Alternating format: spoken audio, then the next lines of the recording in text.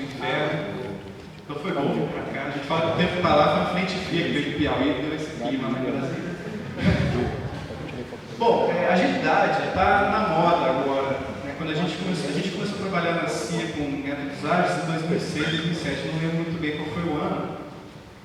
E na época, sei lá, da minha impressão, acho que já em São Paulo, no Rio Grande do Sul, já se falava bem, no Rio de Janeiro, só que lá em Brasília era muito desconhecido. Hoje, a agilidade já é mainstream, assim, todo mundo fala, até o governo fala. O governo ele anda, a gente trabalha em Brasília, então a gente ou trabalha no governo ou para o governo. No meu caso, eu trabalho para o governo. E o governo anda mais ou menos 10 anos atrás do que acontece atualmente no mercado. Né? Isso é um fato, não é sacanagem, pode ser sacanagem também. Então a agilidade está mainstream, todo mundo está falando que tem que usar ágil para tudo, né? Todas as instituições estão usando, todo mundo está se dizendo ágil. E aí eu fiz uma brincadeira nessa apresentação, né? Como ágil é remédio para tudo, vamos ler a bula, né? Vamos entender para que serve isso aqui. E toda vez que eu lembro de falar sobre métodos ágeis, eu lembro de um fato que aconteceu comigo. Eu estava dando treinamento em 2009 para um banco grande lá em Brasília.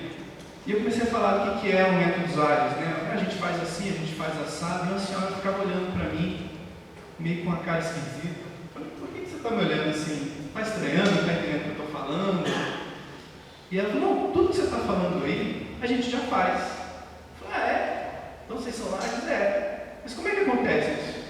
Então o que acontecia? No banco eles tinham um processo bem burocrático, bem tradicionalzão lá deles, que não funcionava. Só que toda vez que chegava a hora de entregar alguma coisa, que vinha uma força política, um prazo, alguma entrega, aí eles tiravam todo mundo da zona de conforto, do processo que eles sabiam que existia, que eles tinham que cumprir, mas sabiam que não funcionava, botavam numa sala de situação, que eles chamavam, eles davam outro nome, mas era tipo uma sala de guerra, uma sala de situação, botavam o gestor junto, abandonava o processo e fazia tudo que a gente sabe que funciona, tudo que a gente sabe que dá certo para desenvolver software. Então todo mundo se conversava muito, todo mundo testava o tempo todo mundo entregava software, todo mundo fazia as coisas para entregar valor, para entregar software mesmo. Foi uma casa muito curiosa. Então por que vocês deixam para ter crise para fazer isso em vez de fazer sempre? Eu tenho uma ideia de, assim, depois de alguma experiência desenvolvendo software, todo mundo sabe o que tem que fazer, todo mundo sabe o que é certo. A gente só que a gente, por alguma razão, a gente se atrapalha nisso. A agilidade é justamente a gente fazer o que a gente acha que tem que ser feito, o que a gente acha que é bom, só que o tempo todo de uma forma sustentável e não só na hora que o bicho pega, que aí todo mundo fica virando noite, tá? Não que seja virar noite, trabalhar no final de semana, seja o que a gente acha que é certo. Essa história é bem simbólica para mim. Eu vou usar aqui no começo, para falar de método de remédio, agilidade, duas pesquisas que foram feitas relativamente recentemente. E aqui, esses slides, eu vou botar no slideshare.net, naquele endereço que está ali no finalzinho, logo depois, para vocês acharem esses links das pesquisas e baixarem. São muito interessantes essas pesquisas. Eu recomendo realmente que vocês baixem, dêem uma lida. São poucas páginas, talvez 10 páginas, e é muito legal mesmo vocês terem a noção de como é que está a agilidade no mundo. Que foi essa pesquisa feita pela Version, a última versão em 2013, que foi uma pesquisa mundial com 3.500 respondentes. Maioria nos Estados Unidos e Europa, como a gente vai ver, e uma pesquisa feita em 2011 pelo pessoal da USP, que foi feita nos 10 anos do Manifesto Ágil. O Manifesto Ágil foi feito em 2001 e eles, quando deu 10 anos, em 2011, fizeram essa pesquisa só no Brasil, com 466 respondentes. E a gente vai mostrar algumas informações aqui para falar dessa bula. Então, quem que a gente acha normalmente que são os pacientes de agilidade? Quem que a gente acha que são as empresas que usam agilidade? Bom, normalmente, acho que são empresas pequenas, que usam só empresas pequenas, com times colocalizados, todo mundo trabalhando junto, e projetos não críticos. Esse aqui é o pré-conceito sobre o uso de métodos ágeis nesse tipo de empresa. Então, vamos ver como é que é isso aqui. Pela pesquisa do INE, a gente olha ali, está vendo ali, dos maiores de 250 pessoas na equipe de TI, são 16%. Se juntar com aqueles outros dados aqui, de 101 a 250 e tal, a gente vai ter mais ou menos, e de 51 a 100, mais ou menos 30% das empresas que são mais para grandes, né, que tem equipes de TI grandes que usam métodos ágeis. De onde são essas empresas? Bom, os respondentes, né, não quer dizer que sejam todas as empresas, mas os respondentes, a pesquisa maioria, a grande maioria de São Paulo, e a gente tem ali Rio de Janeiro, Distrito Federal, Minas Gerais, Rio Grande do Sul, Pernambuco, são cidades que têm alguns centros. No Paraná não pareceu muito significativo, então participem das pesquisas. Vocês devem estar por fora, talvez, de listas de participação, listas de comunidade ágil, alguma coisa assim. Tem várias listas no Brasil, é legal estar por dentro, porque vocês podem ajudar a essas pesquisas e receber de volta assim, o que está se falando na comunidade ágil, blogs, artigos, eventos e assim por diante. Já a pesquisa da Version, que é uma empresa americana que faz ferramentas. Oi? Nada, deixa eu. Eles falaram que 66% dos respondentes deles foram nos Estados Unidos e 20% da Europa. A média das empresas eram de 100 pessoas e 3/4 tinham de 100 a 1.000 empregados. A gente ainda não consegue ter uma noção de se são empresas grandes ou não, empresas pequenas ou não. Só que tem essas empresas pequenininhas aqui que usam métodos ágeis. Essas não são pequenas, na verdade, né? Então, a primeira conclusão que a gente pode chegar aqui é que não. Aquela premissa, que são só empresas pequenas que usam, não é verdade. Vamos ver o resto aqui. Número de times distribuídos. A pesquisa da Version mostrou essa informação aqui. O número de empresas que usam times distribuídos dobrou de um ano para outro, 2002 para 2013. Sai de 35% para 76% das empresas usando times distribuídos, usando métodos ágeis. Aqui no Brasil, pela pesquisa da USP, a gente tem 30% também, mais ou menos, das empresas usam times distribuídos. Então, assim, não são só empresas com times localizados, tem uma parcela e, pela tendência mundial, ela está crescendo de empresas que usam métodos ágeis que têm times distribuídos aí pelo mundo, pelo país. Sobre projetos não críticos, o percentual de projetos que usam agilidade, a gente vê que a maior parte, 52%, que é a soma de 14 a 38, disseram que usam agilidade para gerenciar a maioria dos seus projetos. Então, assim, são mais da metade que usa agilidade para gerenciar a maioria dos seus projetos. Aqui no Brasil, a gente tem ali somando, dá mais ou menos 50%, usam em mais da metade dos seus projetos também métodos ágeis. Se mais da metade usa agilidade, se a maioria, né, mais da metade usa agilidade para mais da metade, a gente pode dizer que não são só projetos críticos que usam métodos ágeis. Então, as empresas estão usando em seus projetos críticos ou não críticos, em boa parte delas. Então, é mais um conceito que a gente vê que não está muito certo. Que precauções a gente tem que tomar, né? Quais são as razões para a gente tomar cuidado na hora de adotar métodos ágeis? Isso é bem importante, pessoal, porque a gente vai ver aqui que a maioria é pertinente mesmo. A gente tem que estar preocupado com isso aqui, porque se a gente não se preocupar com isso aqui, a gente pode fazer uma má adoção e vai botar a culpa no negócio, ou o projeto não vai dar certo, e assim por diante. A gente vai queimar o filme da agilidade, se for o caso. O primeiro ali, o 30%, é falta de planejamento prévio. Isso acontece mesmo. Quando o pessoal começa a adotar agilidade, eles deixam de fazer o plano total do projeto. Né? As pessoas olham para a gente, os clientes olham para a gente meio que olhando o Coringa falando essa frase, né? Parece que eu tenho plano, não sei o quê. É porque muitas empresas adotam agilidade e param de fazer o plano todo. E não é assim que a gente tem que fazer. A gente tem que fazer o plano completo. A gente tem que ter uma visão macro do projeto. Não pode deixar de planejar.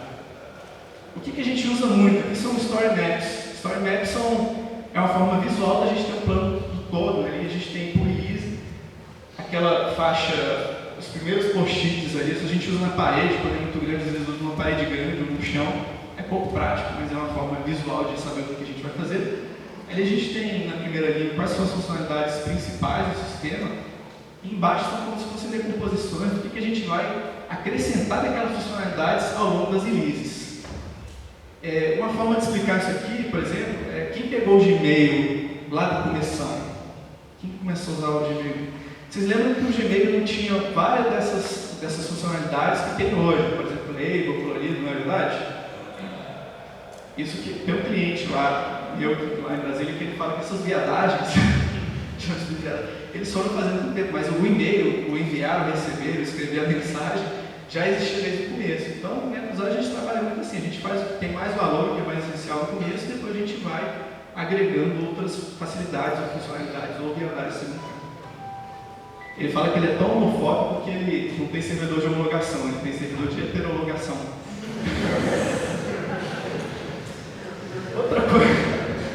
Outra coisa que o pessoal tem medo, e tem que ter medo mesmo, aliás, esse aqui, se tiver medo, talvez seja um preconceito dos gerentes, mas é falta de controle da gestão. Né? Só que, quando a gente usa, no método usar, a gente tem várias ferramentas para manter o controle, para saber o que está acontecendo no projeto. A gente não vai perder o controle. O que acontece é o empoderamento, a delegação da parte de microgerenciamento. O microgerenciamento é feito pela própria equipe, saber o que cada um está fazendo em cada momento. A equipe vai cuidar disso.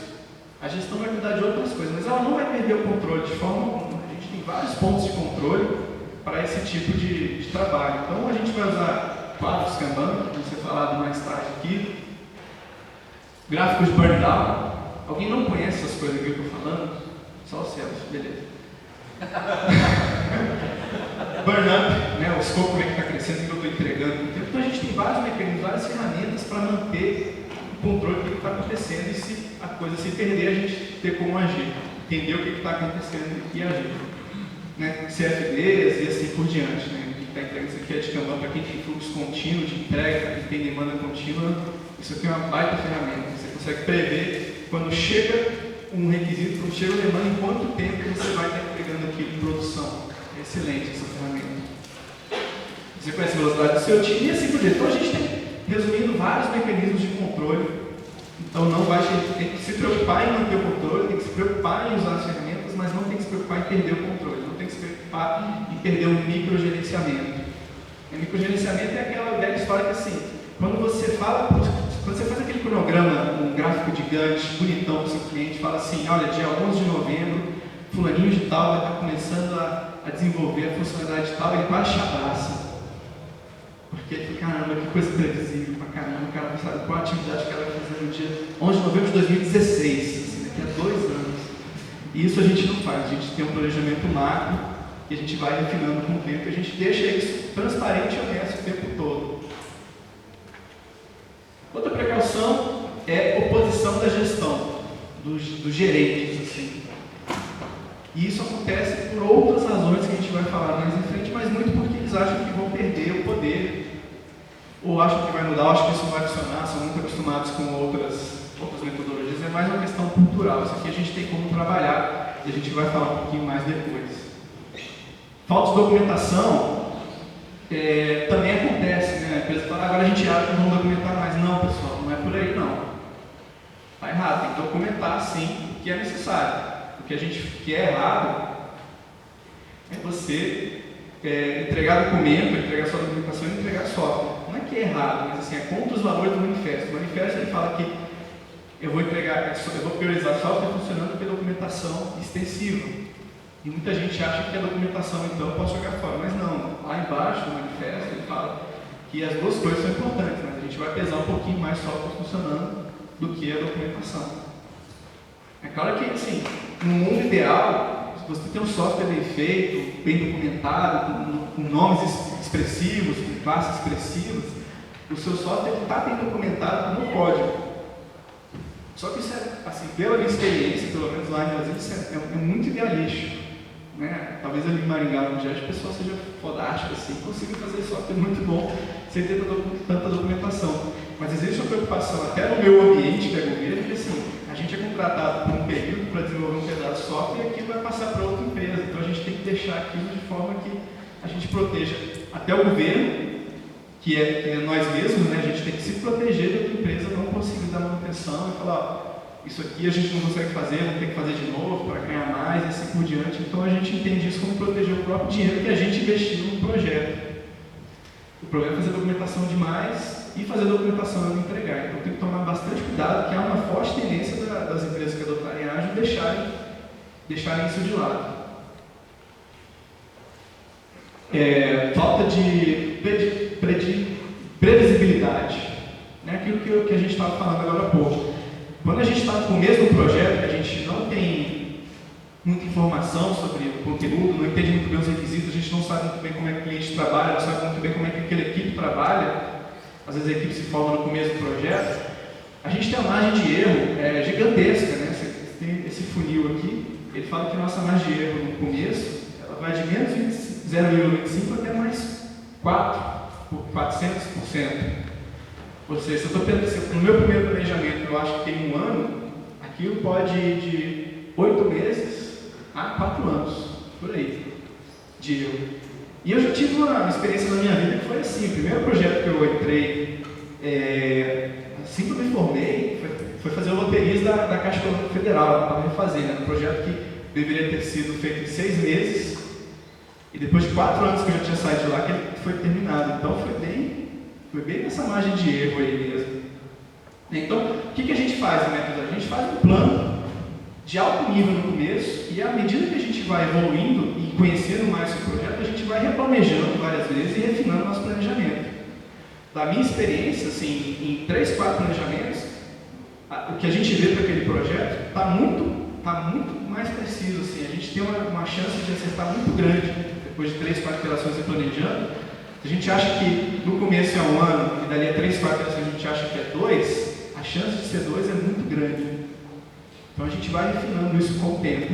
Então tem previsibilidade, mas a previsibilidade possível, aquela que a gente vai replanejando o tempo todo e vai mirando quando é que vai terminar, o que vai dar para fazer, o que o seu orçamento vai dar. A gente vai revendo isso o tempo todo. Já aquilo foi da pesquisa americana, mundial. Né? Já na USP o resultado não foi tão diferente. Mas o maior medo, a maior precaução que a gente tem é a falta de documentação. Depois vem, isso aqui está de baixo para cima. Eles fazem o contrário, a gente não copiou. Falta de previsibilidade, aquilo que a gente falou também, né? Tem medo de falta de previsibilidade, e ele é pertinente, a gente tem que tomar cuidado com isso, tem que estar sempre planejando e vendo todo. Falta de planejamento prévio, perda de controle gerencial, isso aqui tudo a gente já falou. Então dá mais ou menos as mesmas coisas, e esses medos na adoção são pertinentes, tem que se tomar cuidado com isso, sim. Sintomas, né? Por que normalmente uma empresa adota o método ágeis? Isso aqui é muito importante porque a gente não deve fazer uma mudança na empresa sem ter uma motivação real. Né?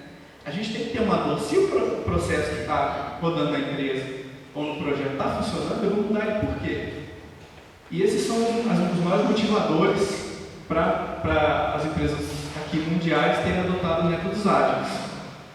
Em primeiro lugar, ali em roxinho, não dá para vocês verem, maior importância, azulzinho muito importante, laranja de certa forma importante, e amarelo não vale nada, não é importante de forma alguma.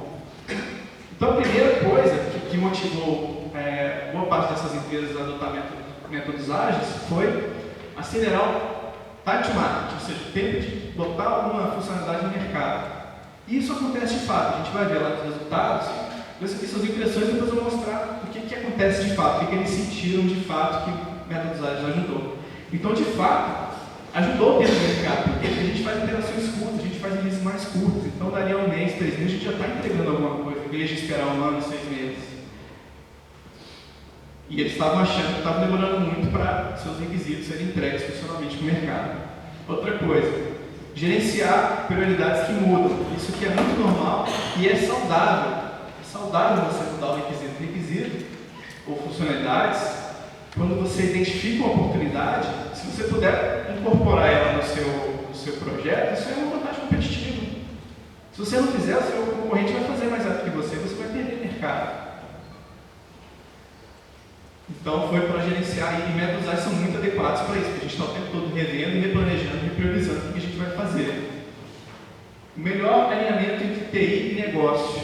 Isso aqui talvez seja aquela questão do gestor, ou do cliente, ou do PO, trabalhar junto à equipe. Então a gente traz um melhor alinhamento entre o negócio e a equipe de TI. Aumentar a produtividade. Isso aqui é polêmico porque a gente não sabe muito bem de produtividade em software, mas eles têm uma impressão de que métodos ágeis, pela palavra ágil, né, ele vai aumentar a produtividade, ele vai ficar mais produtivo. De fato, a gente tem a percepção de que isso faz alguma diferença. melhorar a qualidade, isso de fato melhora, porque é uma equipe ágil mesmo, uma equipe que está pensando no métodos ágeis, ela vai fazer software de qualidade, ela vai prezar pela qualidade do código. E visibilidade, a gente tem vários ferramentas de visibilidade e assim por diante.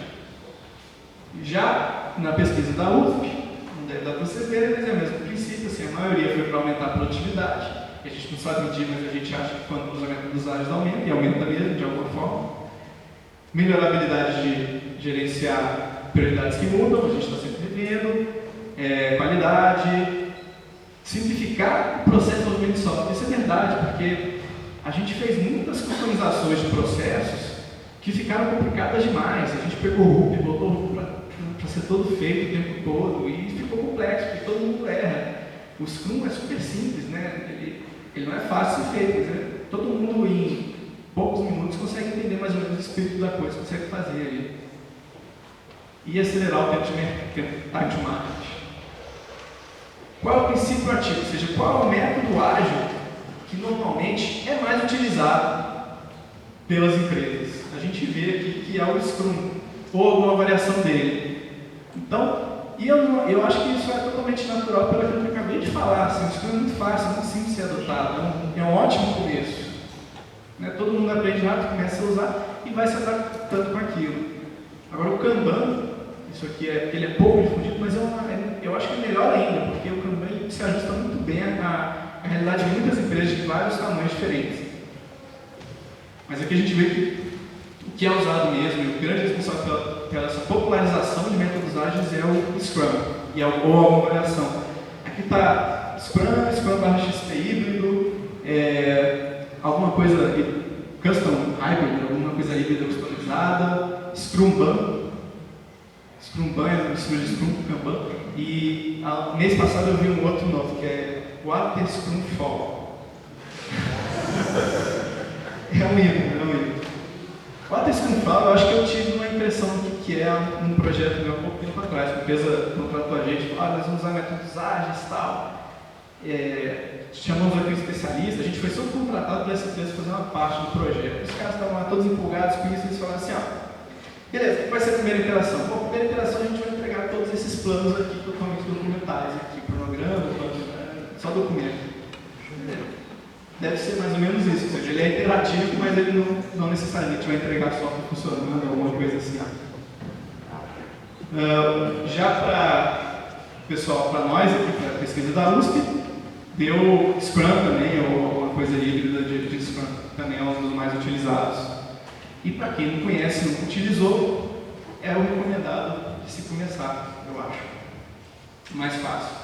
Os resultados obtidos na percepção de quem respondeu essas pesquisas. Se vocês quiserem saber mais sobre o perfil de quem respondeu, executivos, técnicos e tal, tem lá na pesquisa que vocês vão baixar depois e ver. Mas aqui eu não vou mostrar não.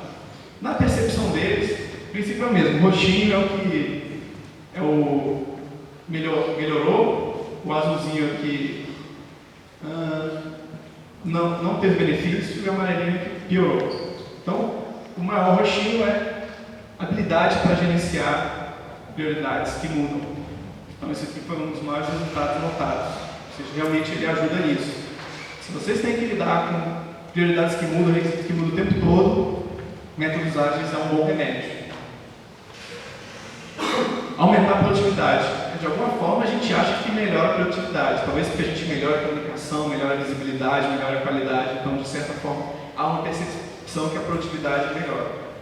Eu tenho a impressão de que é porque a gente começa a entregar mais, o cara tem a percepção de que está sendo mais produtivo, mas a gente não sabe medir a produtividade disso para saber se aumentou ou não.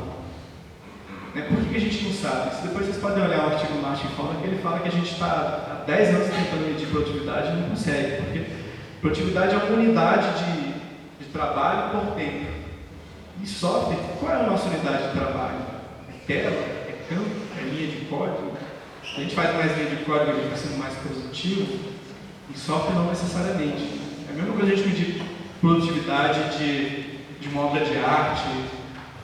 O cara é muito produtivo, ele fez um monte de quadros, mas os quadros ruins, sei lá. Não que o software seja só arte, ele tem uma parte técnica também, mas tem uma parte que é subjetiva. Isso é uma das maiores discussões que existe no âmbito de governo porque o governo está com ponto de função e a produtividade dele é por ponto de função. Mas a gente acha que ponto de função é a pior maneira possível de se medir esse tipo de trabalho de conhecimento. Mas isso é outra palestra, tá? Aumentou a visibilidade, claro, né? A gente tem várias ferramentas, a gente cola na parede e tudo, a gente sabe o que cada um está fazendo o tempo todo, a gente tem um diário para saber isso. Melhorou a moral do time, isso aqui realmente é notável, assim, a experiência que a gente tem, em que o time fica com uma moral melhor, ele entrega, ele tem feedback do cliente, ele vê o resultado do trabalho dele sendo entregue. Pô, isso dá um gás danado, assim, o pessoal fica realmente empolgado quando começa a entregar software, a ver o resultado do seu trabalho, né? Isso é o que todo desenvolvedor quer, é ver o resultado do seu trabalho funcionando e sendo usado. Reduzir risco, claro, a gente está revendo risco o tempo todo, melhor tempo para o mercado, time to market e assim por diante. E aqui extra, 51% dos respondentes disseram que a maioria, se não todos, dos seus projetos foi bem sucedido. Ou seja, mais da metade disse que os seus projetos foram bem sucedidos. E 54% estão pensando em fazer outsourcing usando para uma empresa que vai usar métodos ágeis.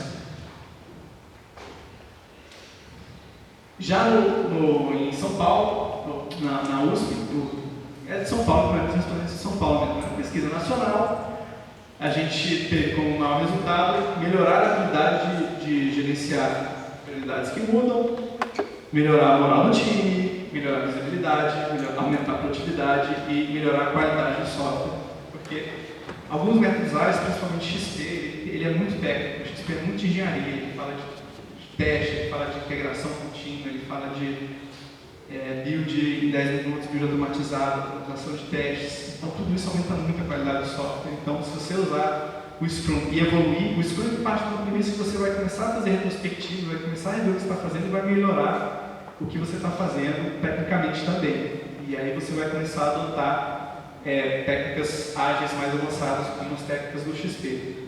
As técnicas do XP endereçam qualidade com primazia. E onde é que está isso? Como é que eu posso saber como é que estão esses resultados? Quais são as evidências? Quais são as pesquisas que mostram que esses resultados são reais? Vocês sabem onde é que estão essas evidências? Dessas impressões?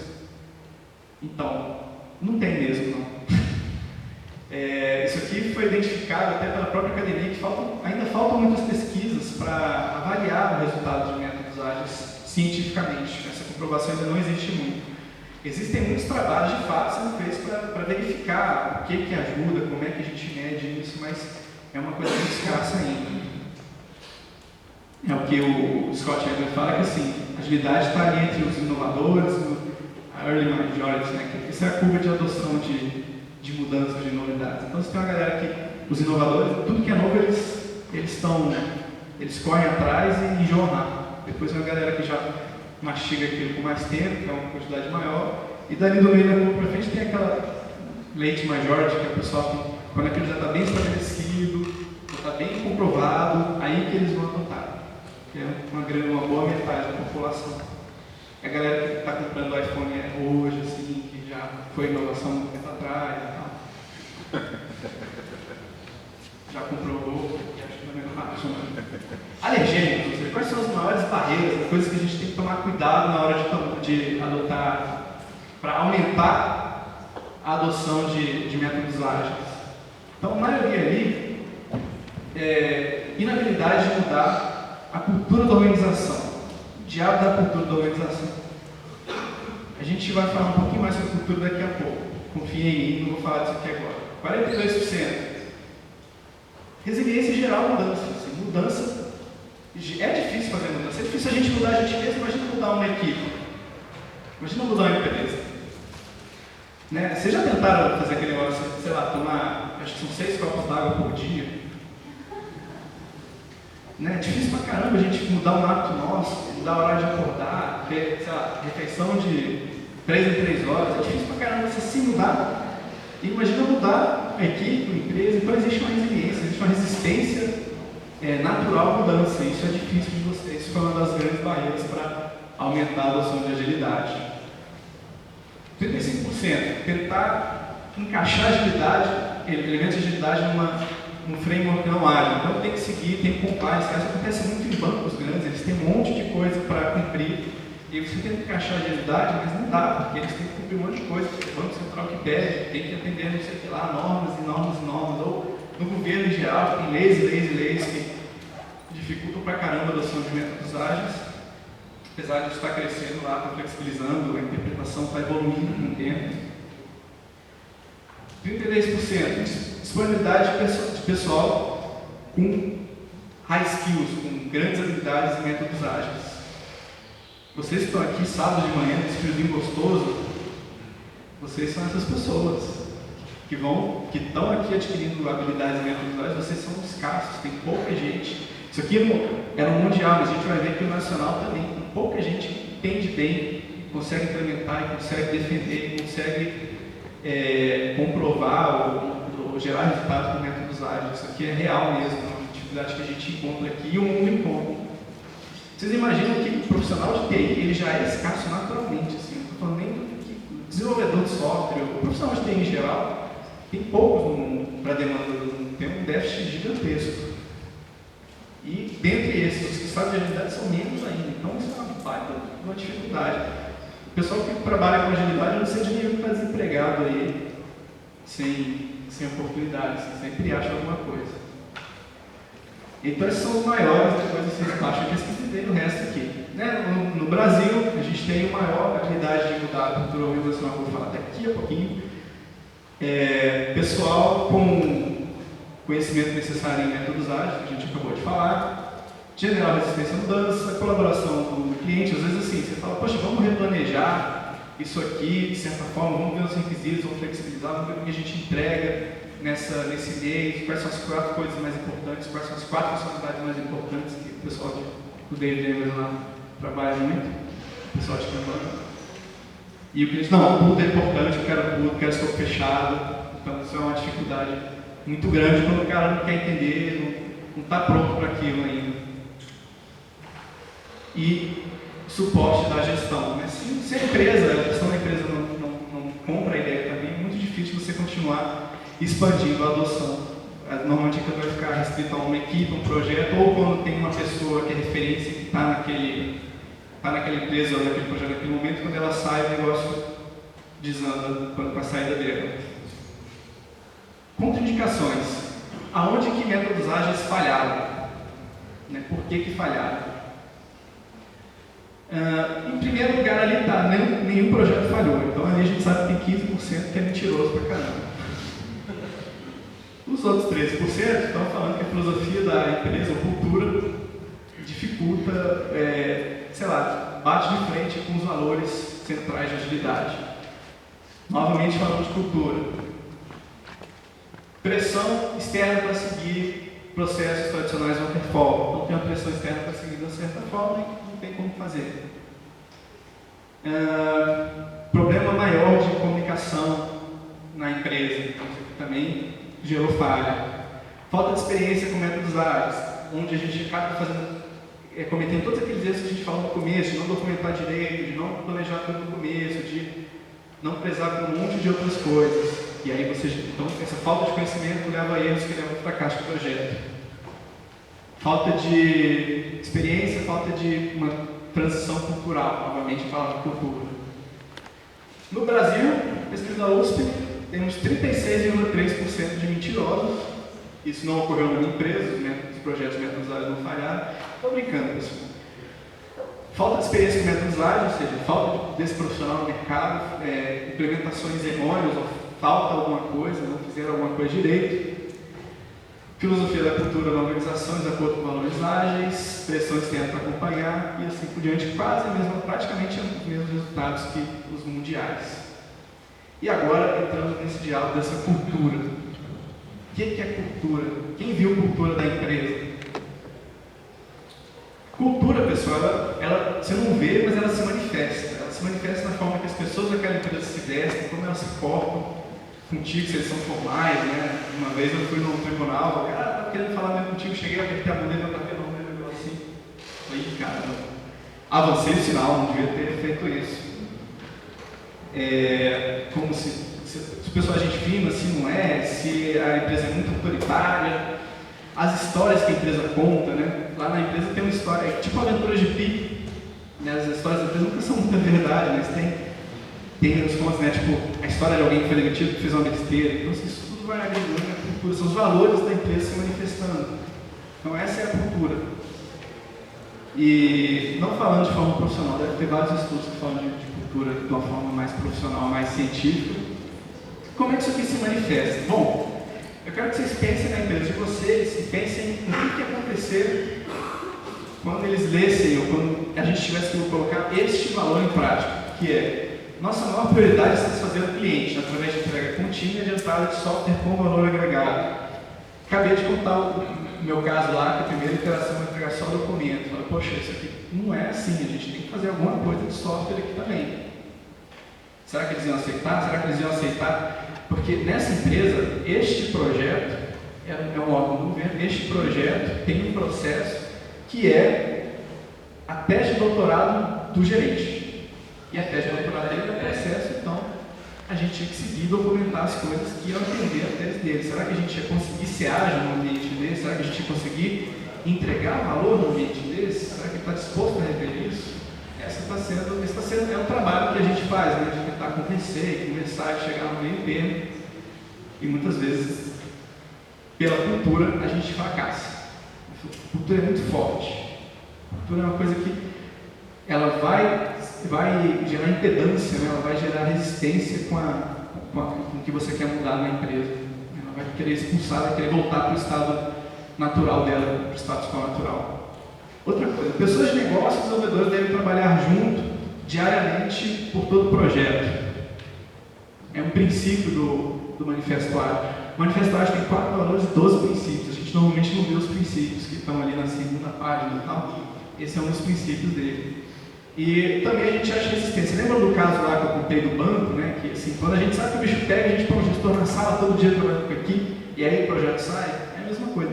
É claro que existem situações em que o gestor ele não está à disposição da equipe, ele tem o trabalho dele, por isso que é difícil ele ter tanta disponibilidade. Mas o que a gente puder caminhar no sentido de, olha, em vez de você vir aqui hoje e esperar isso daqui a 6 meses, tem como você vir uma vez por mês, uma vez a cada 15 dias, 2 vezes por semana, 3 vezes por semana, isso vai melhorando. Mas muitos gestores não estão nem aí, eles querem comprar software igual compram geladeira, né? Eu quero a cor vermelha, quero de 3 portas, tal, não sei o que, marca tal, vou estar esperando lá em casa. Isso não dá certo, a gente sabe que não dá certo. Imagina vocês terem um chefe que nem o Dr. House, né, que acha que todo mundo mente. E você tem o princípio do Manifesto Ágil, que é dê a eles o ambiente e o suporte necessário, confie neles, né, confiar nas pessoas. Isso é uma dificuldade que alguns gestores têm. Por quê? Assim, eles devem ter a história deles. Eu sou empresário também, então já tive várias decepções com várias pessoas, algumas coisas que eu tenho dificuldade de delegar. A parte financeira da empresa é um trauma, né? A gente já foi roubado, já não sei o que e tal. Então é difícil você confiar, mas a gente sabe que tem que confiar nas pessoas para tomar as decisões. As decisões da arquitetura são feitas por quem? Pela equipe? O ideal é que seja pela equipe, porque ela que mais entende, ela que vai fazer aquilo, ela que vai lidar com as consequências daquilo. As decisões de negócio ficam com o pessoal de negócio, decisões de estimativa, de equipe, de arquitetura técnica, ficam com a equipe técnica, mas nem toda empresa, nem todo ambiente está pronto, né, culturalmente para lidar com esse tipo de coisa. Então pensa, todo mundo mente, né? O caos não confia em ninguém. Muito difícil você usar métodos ágeis no consultório do Dr. House. Esse aqui é fácil, assim, esse aqui eu tenho certeza que quem já tem um pouquinho de experiência nunca passou por isso aqui, que assim, desenvolvedor de software só funciona na pressão. Então põe o prazo lá, arrebenta com eles, põe para trabalhar mais e fala assim, e sai. Se der prazo confortável, deixa os caras não fazer porra nenhuma, vão ficar no Facebook o dia inteiro. É falta de confiança e falta de ritmo sustentável, que é um dos princípios, né? Processos ágeis promovem desenvolvimento sustentável. Todo mundo trabalha num ritmo constante definidamente. Isso é um valor, é um princípio dos métodos ágeis para a gente não... Porque o que acontece quando a gente trabalha estressado, pé da vida? A gente começa a tirar valor do código, a gente começa a criar bug, a gente começa a fazer besteira, ele está cansado, ele está com raiva, está querendo... tem uma empresa lá em Brasília que o pessoal me contou que assim, quando você era chamado no plantão, que era, você ficava no celular e era chamado de noite e tal, você ganhava hora extra, assim, uma grana boa. Então o pessoal deixava engatilhado o bug para pipocar à noite, para ser chamados e ganharam uma lista. Então a gente... Eu acho que alguém se identificou aí. Então isso é totalmente disfuncional, tá? Né? Isso acaba acontecendo. E muitas empresas não vão querer. Poxa, lá na empresa, por exemplo, na CIA, a gente fala, ó, pessoal, a gente, vez ou outra acontece o prazo político, acontece uma entrega, uma coisa mais correria, mas é vez ou outra. O ideal pra gente é que a gente, o máximo tempo possível, não trabalhe no final de semana e trabalhe só 8 horas por dia, você chega descansado, não venham doentes, estejam vindo aqui competentes. É um princípio, o valor da empresa e o valor dos projetos também. Então, dá certo, não tem lugar que não dá certo isso aí. E o contexto da empresa também vai importar isso na hora de adotar métodos ágeis. Então, a taxa de mudanças, criticidade de projetos, estabilidade da arquitetura, deixa eu só ver aqui como é que eu estou de tempo. Tá, beleza. O tamanho da empresa, o modelo de negócio da empresa, a distribuição de time, a governança, idade do sistema, tudo isso vai ter que ser levado em conta na hora de adotar. A gente pode ter adoções não muito por isso, a gente pode ter umas coisas que a gente acha esquisita, mas porque não, é assim, é como a semente de uma planta. Dependendo do ambiente onde você coloca, ela não vai nascer, ela vai nascer torta, vai nascer pomada, vai nascer robusta, vai nascer fraquinha, porque o solo é... Então essas coisas vão se desenvolver. A gente fala que assim, as práticas ágeis, elas vão emergir. A gente tem ferramentas, mas as práticas vão emergir da empresa. Então assim, uma vez eu quis ser contratado pela Popex, né, para dar uma consultoria e não consegui. Por quê?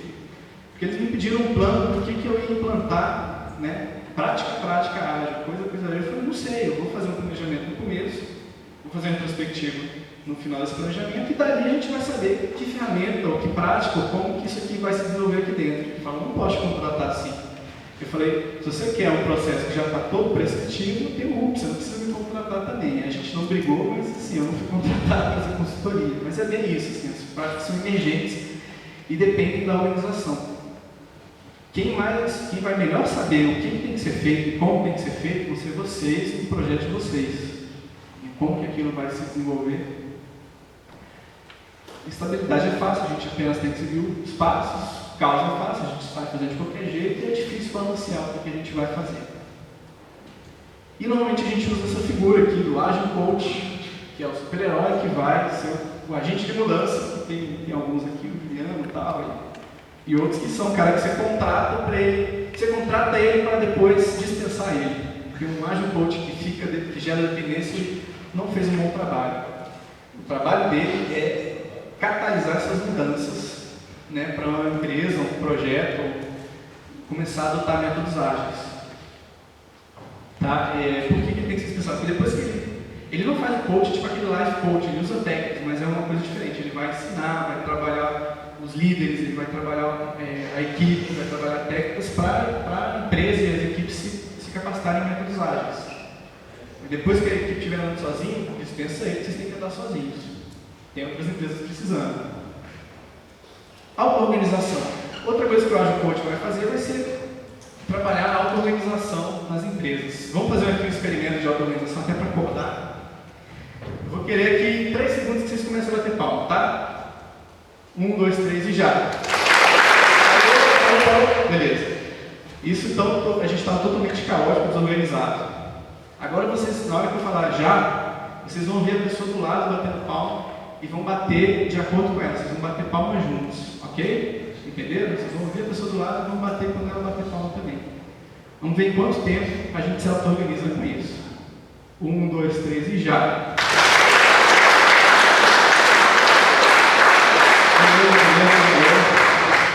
Pronto, está explicado a auto-organização.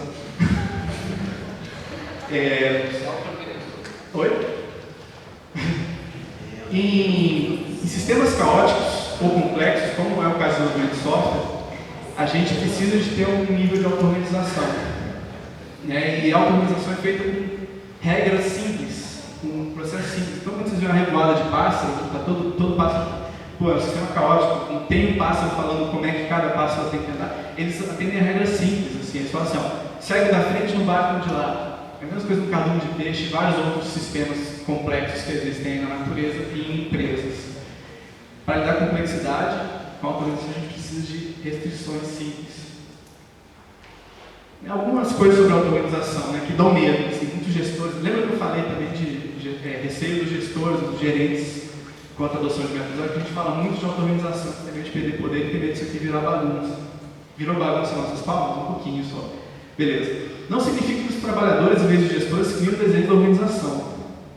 Valeu.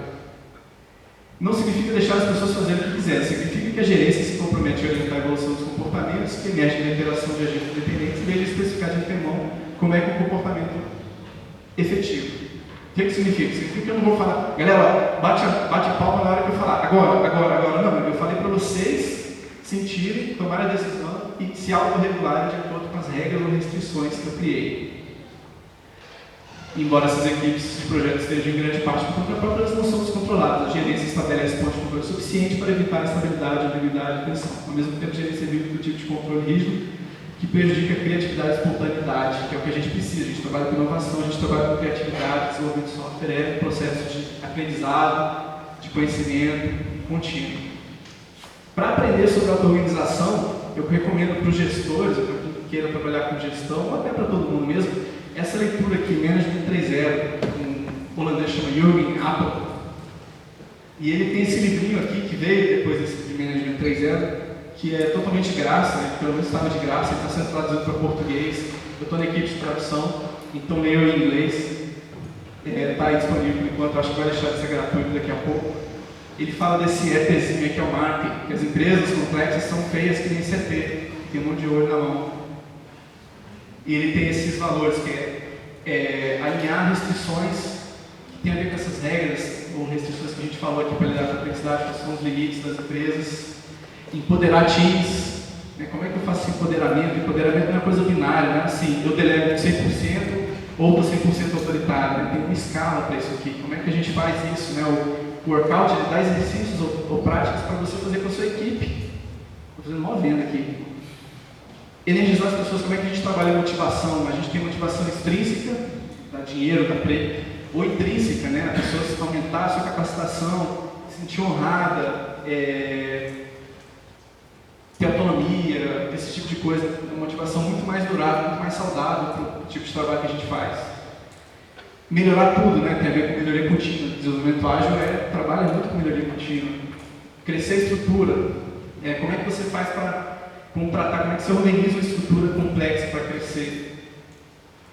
E desenvolver competência. Desenvolver competência não tem a ver só com a gente estudar, tem a ver com a gente tem que ter disciplina no que a gente aprende também. Se a gente só tem conhecimento sem disciplina, a gente não está sendo competente totalmente sobre a visão dele. Eu recomendo também que vocês assistam, eu falei aqui em minutos, uma coisa ultra resumida, e isso é muito interessante, muito legal mesmo de ser lido e aprendido. Tem esse vídeo de 50 minutos no YouTube, se alguém consegue assistir isso acordado, eu recomendo que leia, que assista, numa apresentação que ele fez na Letônia, sei lá, quando aí, interessante também, em inglês, tem que entender inglês. E aqui está o exemplo da ferramenta, isso aqui é um Delegation Board, um código de delegação, onde ele coloca 7 níveis de delegação, ou de empoderamento, indo do nível 1, que é TEL, ou seja, eu sou totalmente autoritário, e para aqueles níveis ali, para aqueles tipos de decisões, eu tomo a decisão sozinho.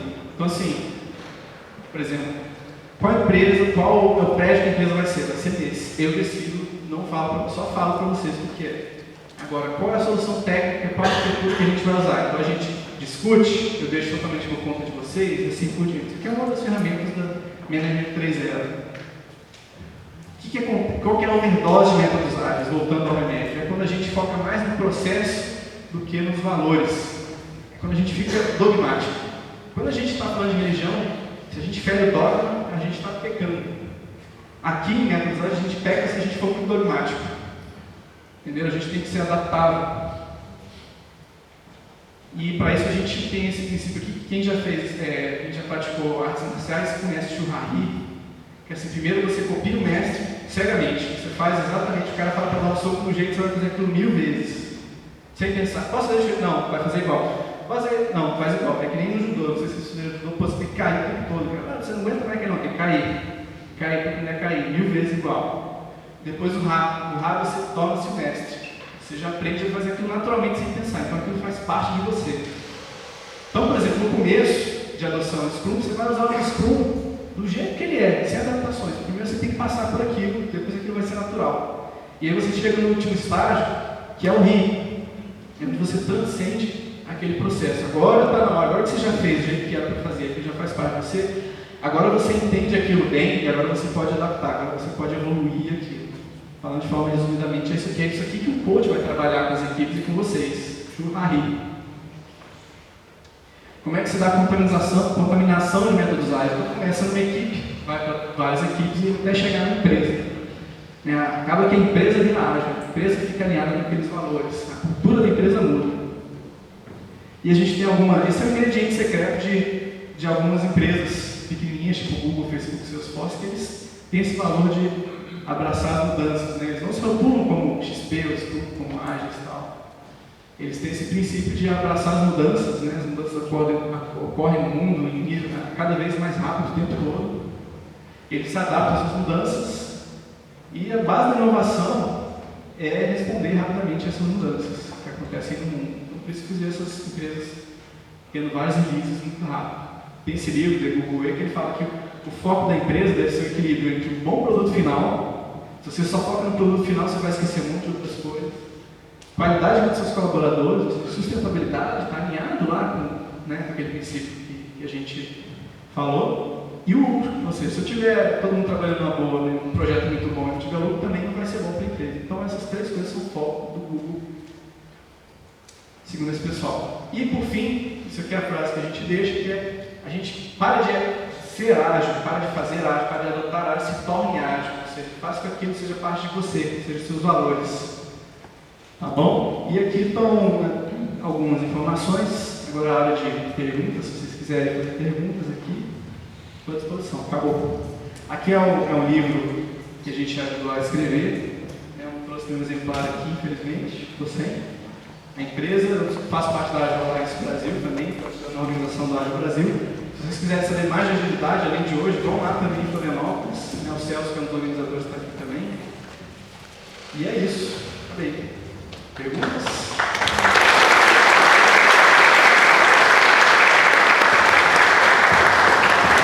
Pessoal, tem 4 minutinhos para perguntas.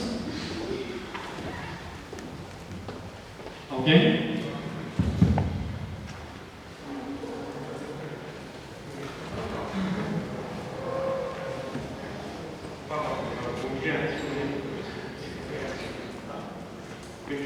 Eu também trabalho com uma empresa que presta serviço para o governo. E também tem o mesmo problema que você comentou ali de construção. O governo trabalha com essa medida, né? E tem uma dificuldade de conseguir adaptar essa